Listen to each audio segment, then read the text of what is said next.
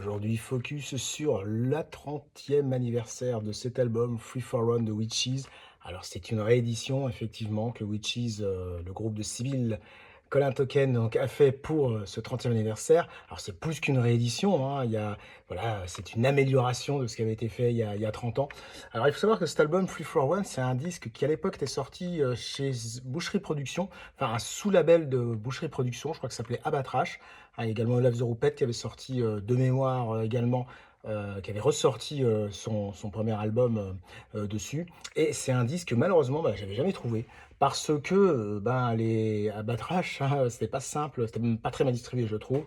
Et ça fait partie de ces disques qui, malheureusement, m'ont passé sous le nez dans les années 90 ou 2000.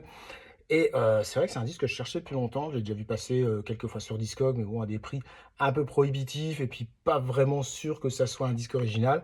En tout cas, voilà, donc Sibylle et Witches ont eu la bonne idée de le ressortir pour son anniversaire. Donc là, je l'ai chopé au festival de Mency. Voilà, le groupe a eu la gentillesse de me signer mon exemplaire. Alors pour ceux qui ne connaîtraient pas Witches, bah, sachez qu'on est plus dans un registre thrash metal, avec une voix quand même très, très agressive, hein, de Sibylle. Des morceaux bien rentre dedans, mais pas que. Il y a quand même pas mal de passages qui sont relativement calmes, on va dire, de très beaux arpèges, des moments très mélodiques, des moments beaucoup plus techniques. Enfin voilà, donc Sibylle, elle est aussi douée que son frère, hein. De toute façon, dans la fratrie, très franchement, on sent que les bonnes fées de la guitare se sont penchées sur le berceau, voilà, de Sibylle et Alex. Enfin, en tout cas, voilà.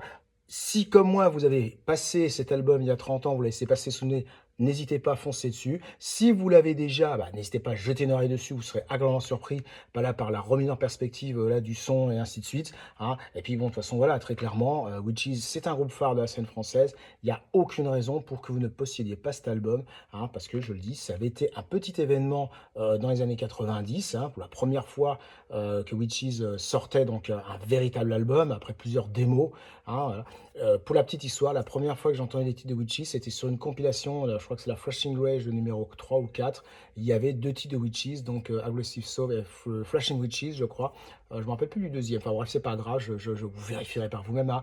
Et je me rappelle, j'avais été surtout épaté à l'époque par la brutalité de la voix de Sibylle. Je m'étais dit, waouh, c'est une fille qui chante comme ça, c'est quand même impressionnant. Voilà, c'était du même niveau que Caro de Penetrator, Sabrina Dalimosis. Voilà. En tout cas, cet album, c'est un super album. Donc je suis très, très, très content d'avoir enfin chez moi, même si je vais continuer à chercher l'original. Allez, salut!